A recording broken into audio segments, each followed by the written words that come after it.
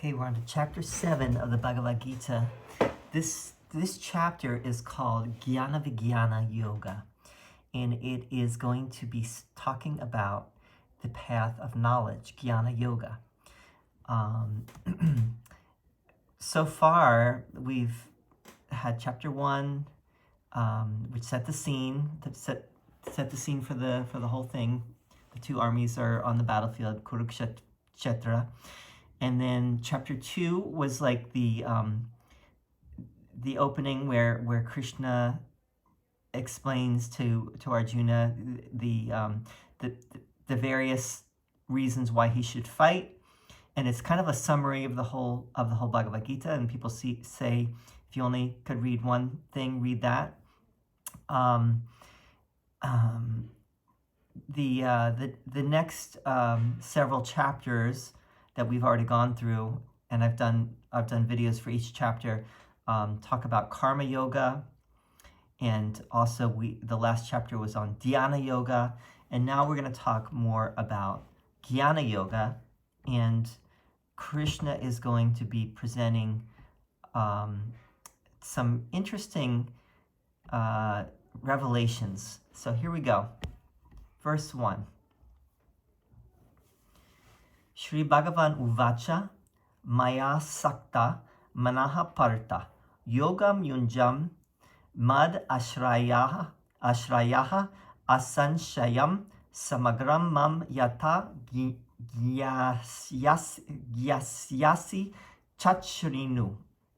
The Blessed Lord said, O Arjuna, hear how you shall, without doubt, know me fully, with your mind intent on me, practicing yoga and taking refuge in me.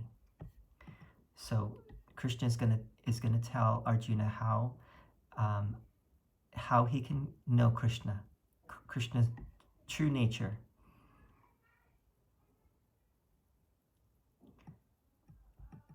Verse 2,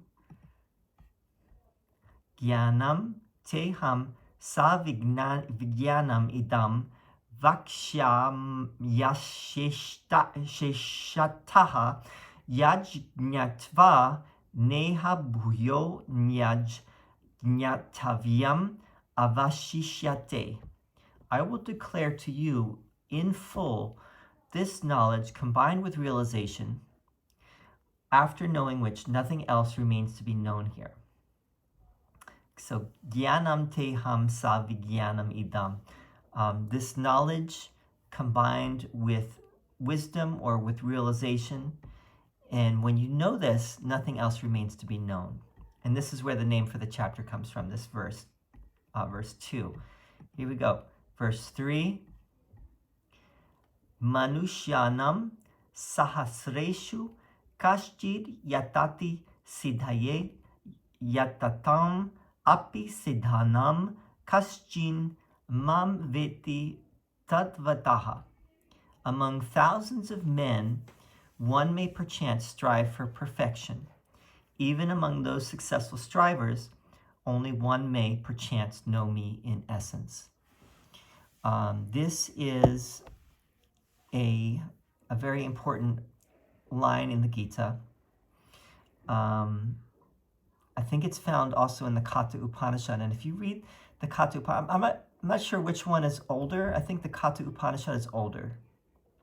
But if you read the Katha Upanishad and the Bhagavad Gita back to back, you will see that there are lines that show up in both, and it's very interesting to see that. Anyway,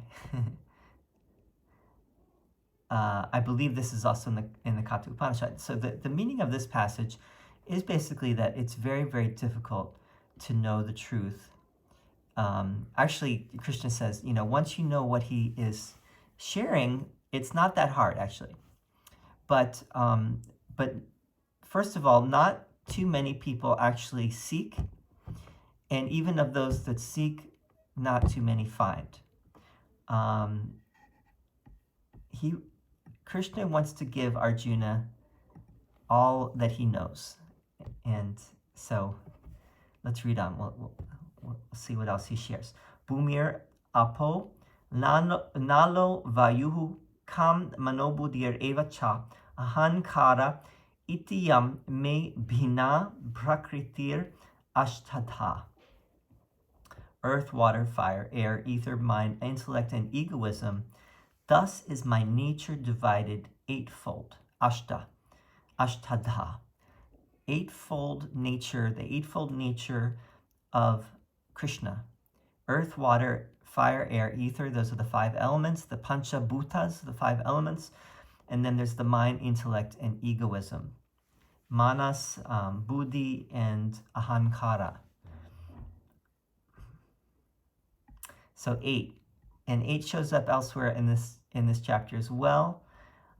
We know about the 8 limbs of yoga that are in the Yoga Sutras, and also the Eightfold Path of the Buddha.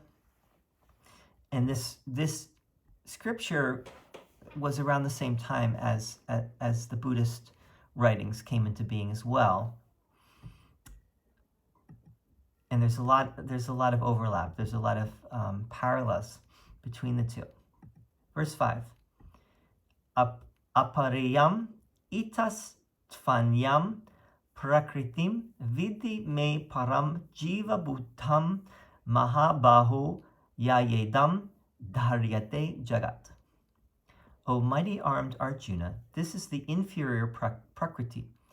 Know it, meaning the eightfold, thing that Krishna just mentioned.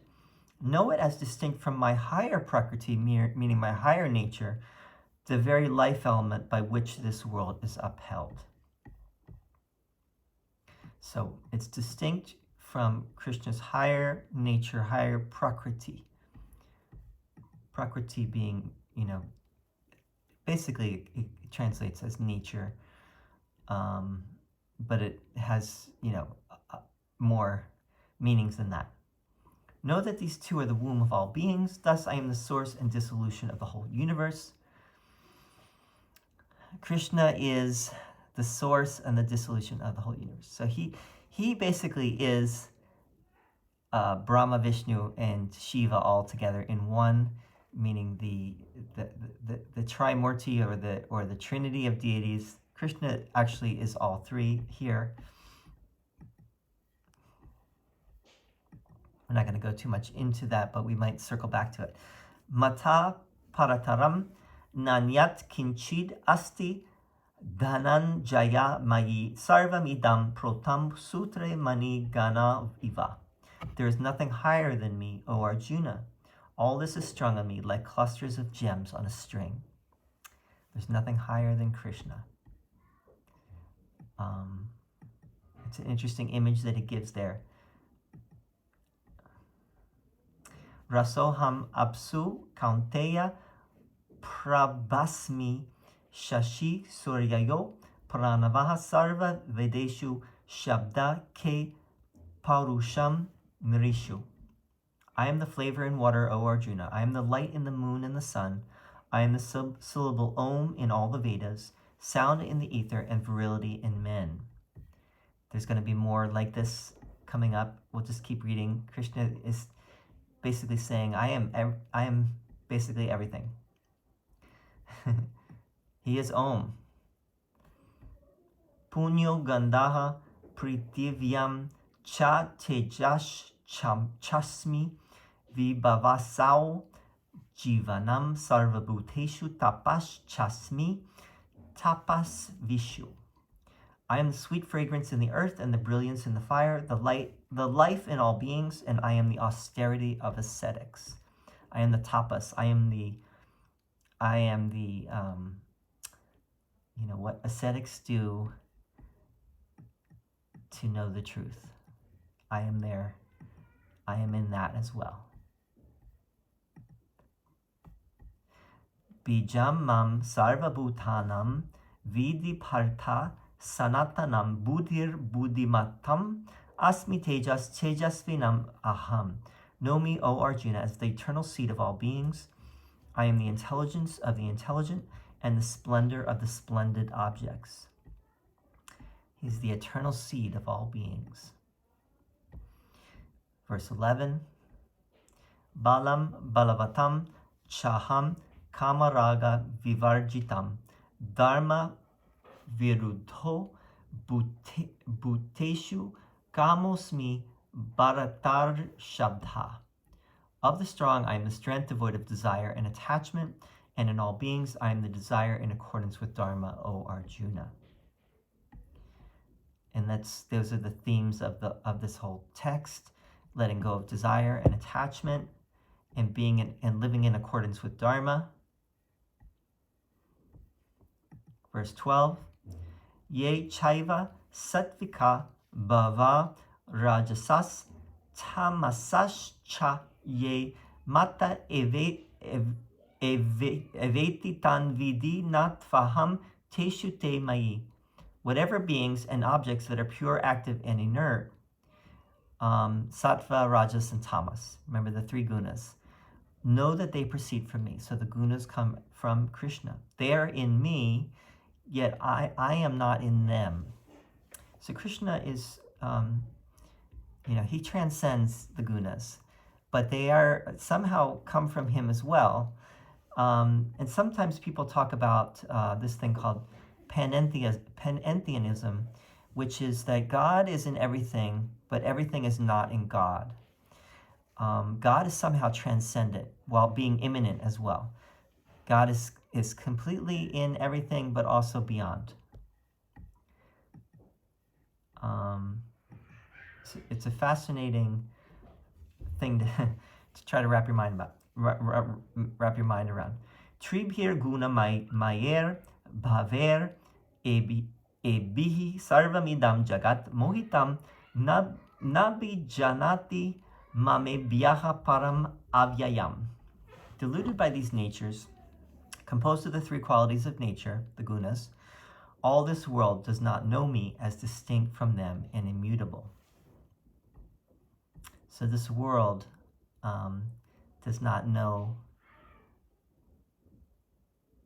Krishna because we are deluded. We are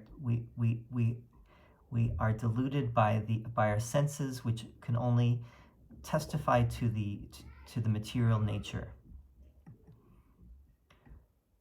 Daivi hyesha gunamai mama maya doratyaya mam eva ye prapadyante mayam etam tarantite.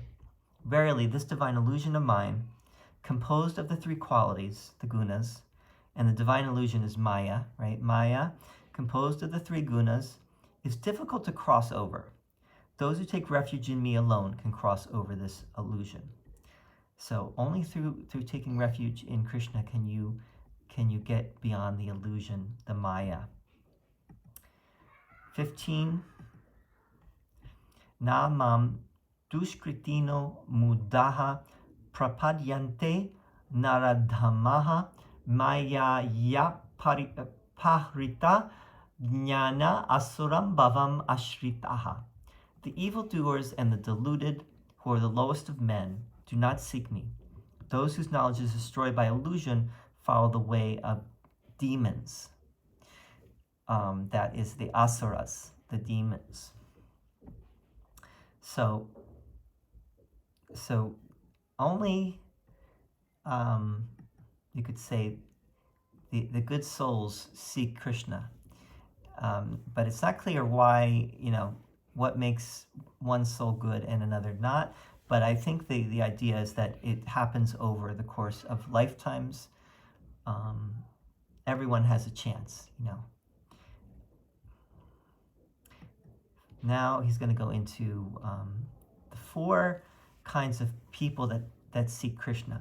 Chatur vidha bhajante mam janaha sukritino arjuna arto jignasur artarti jnani cha bharatar shabha. Four kinds of virtuous men worship me, O Arjuna, and they are the distressed, the seekers of knowledge, the seekers of wealth, and the wise, O Lord of the Bharatas, meaning Arjuna. 17. Tesham jnani nitya yukta eva bhaktir vishishyate priyo hi gnanino tyartam aham sacha mama priya. Of them, the wise who are ever steadfast and devoted to the One excel. For I am exceedingly dear to the wise, and they are dear to me. So who are the wise? The wise are the Gyanis, right? So there are four types of people that seek Krishna, but really only the wise are the ones who are dear to Krishna. Priya, they're very dear to Krishna.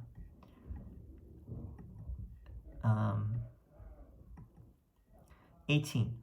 Udaraha sarva evaite gnani tatvameva me matam ashitaha sahi yuktatma mam eva nutamam gatim. Indeed, all these are noble. However, I consider the wise man as my very self, for he is steadfast in mind and established in me alone as the supreme goal. So it goes on, right, to say, all those four classes of people are noble, right? They're udara, they are noble, but I consider the gyani as my own self, meaning the wise person has fully realized me, because they remain steadfast and established in the goal of life. 19. Bahunam janmanam ante gnanavan mam prapadyate vasudeva sarvam iti sa mahatma sudurlabaha. At the end of many births, the wise man comes to me, realizing that all this is Vasudeva, the innermost self. Such a great soul, a Mahatma, is very hard to find. Remember that Gandhi, it was called Mahatma. His name was Mohandas, but he was called Mahatma, meaning great soul. So this Gyani, this wise person, is a Mahatma. And how do they become a Gyani? It takes many births. That happens over many lifetimes. And they finally realize their true self. They finally realize Krishna.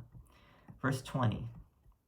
Kamais tais ter hrita gyanaha prapadyante nya devataha tam niyamam astaya prakritya niyataha svaya. Those whose wisdom has been taken away by this or that desire go to other gods, following this or that right, led by their own nature. So others they don't have that steady focus. They don't have that one pointed focus. They get caught up in desires, the worldly desires or whatever, and they go to a lower place. They don't reach the goal. The Gyani does, though. Yo yam yam tanum bhaktaha shradayarchitum ichchati tasya chalam shradam tam eva vida dham yaham. Whatever form any devotee desires to worship with faith, I make that same faith of his firm and unflinching. So in other words, you can worship Krishna in any form. You can worship the divine in any form, right? And Krishna will come and help that true devotee, that bhakta. A bhakta is a devotee. So, in other words, you can worship God in any way. It doesn't matter. The form does not matter. It's an important one, I think. Sataya shraddhaya yuktas tasya radhanam ihate labate cha tata kaman mayaiva vihitan hitan. Endowed with that faith, he engages in the worship of that form and attains his desired outcome, which is ordained by me alone. So again, this is just a continuation to say that that bhakta, that devotee, will attain his goal, no matter what. If that devotee is sincere, right? Antavatu palam tesham tad bhavat yalpa medhasam devan deva yajo yanti mad bhakta yanti mam api. Verily, the reward, or the fruit, the pala that accrues to those men of small intelligence is finite. The worship of the gods go to them, whereas my devotees come to me. The gods are the devas. So if you, if you don't go for the ultimate, which is Krishna, you will find, you will attain to some lower plane.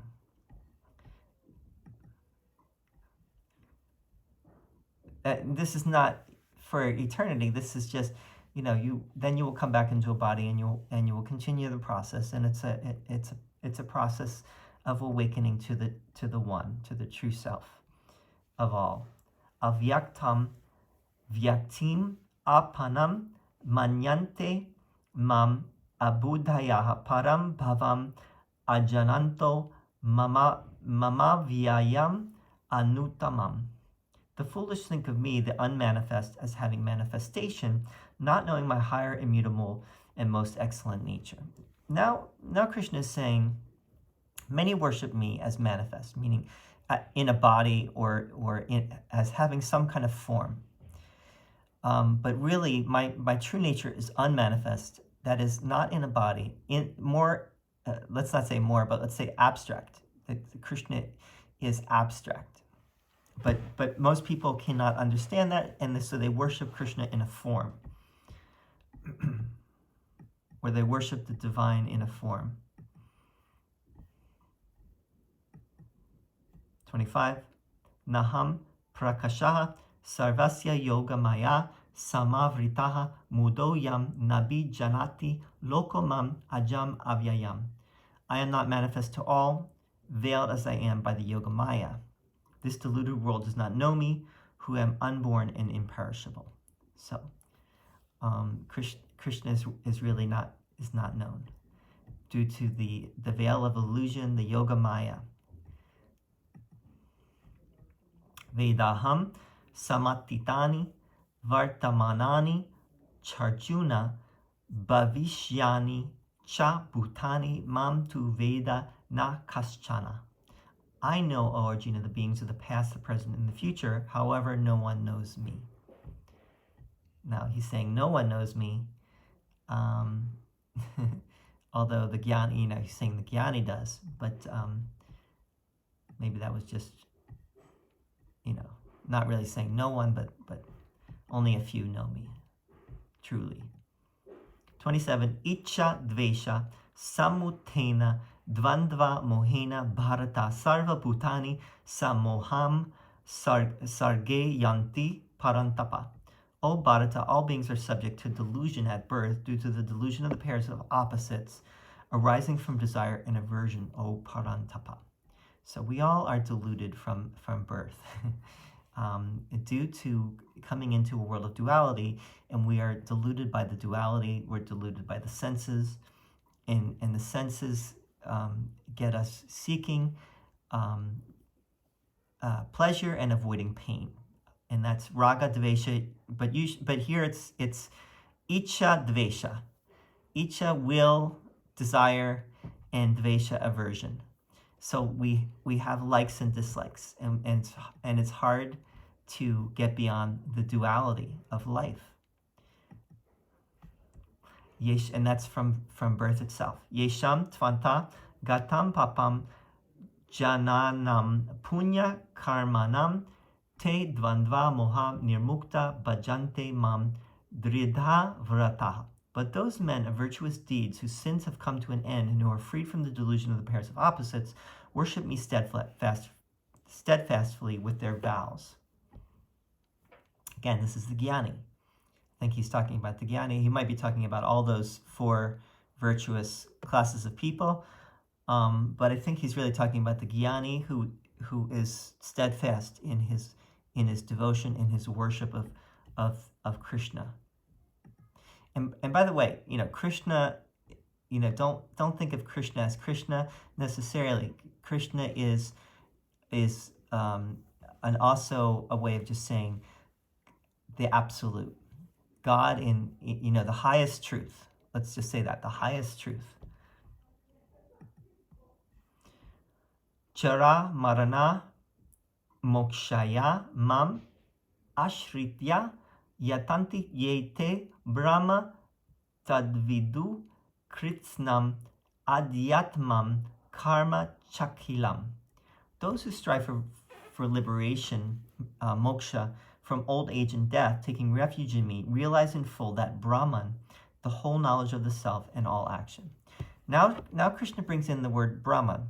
Brahman is usually the term that's used for the unmanifest absolute, right? The God of gods, the God beyond all the gods, the absolute, which is the one reality, our true nature, our true self, Brahman. So those who strive for that will attain that. And that, again, that would be the Jnani. In this chapter, at least, Krishna is talking about the Jnani, the wise one, who is dear to Krishna. Sati bhuta di daivam mam sati yagyam cha ye vidu prayana kale picha mam te vidur yukta chetasaha. Those who know me with the adhibhuta pertaining to the elements, adidaiva pertaining to the gods, and the adiyagya pertaining to the sacrifice know me even at the time of death, remaining steadfast in mind. Now this particular shloka is going to be discussed in the next chapter. So this is like a lead-in to the next chapter. And I believe that quite a few chapters kind of lead into the next, Maybe there wasn't this division of chapters at first. And then there was, someone made a division. There's 18 chapters, by the way, of the Bhagavad Gita. Right now we're on chapter 7. That's the end of chapter 7. And, just to review, I've been going a little quickly because I think I might I might not have enough space on this phone. But just to review, Krishna is basically revealing more of who he is. He is the unmanifest ultimately, but he can take any form according to how someone worships him, and he will bless that form. So if someone wants to worship him, as Jesus, or as Mary, or as the statue of Shiva, or however you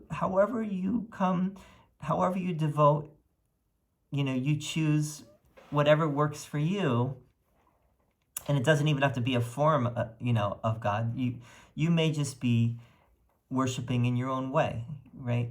That will be blessed. That will be acknowledged, and if you are sincere, you will find the truth. And I think that's like the bottom line here is, if you read beyond the language, that's what is being gotten at. It's like, it doesn't matter what form, you can worship God in any form. But Krishna's true essence is not easily known, and his true essence is unmanifest.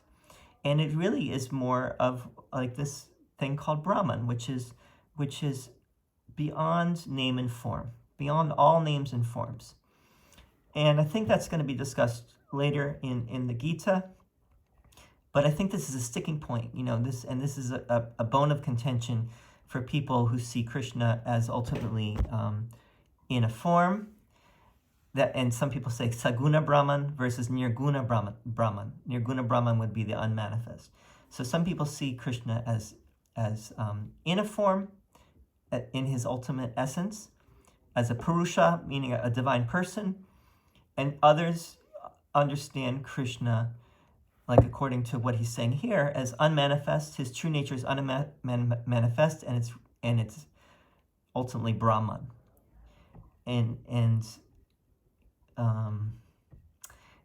There's different people that seek. There's 4 classes of people that seek Krishna, and there are also he mentions 4 classes of people that will not find Krishna. And what were they? They were the evildoers and the demons and the he mentions 4 others. So, but there's those who are in distress, those who are seeking knowledge, those who are seeking wisdom, wealth, and then the wise. Let's see. Let me just see real quick. The evildoers and the deluded.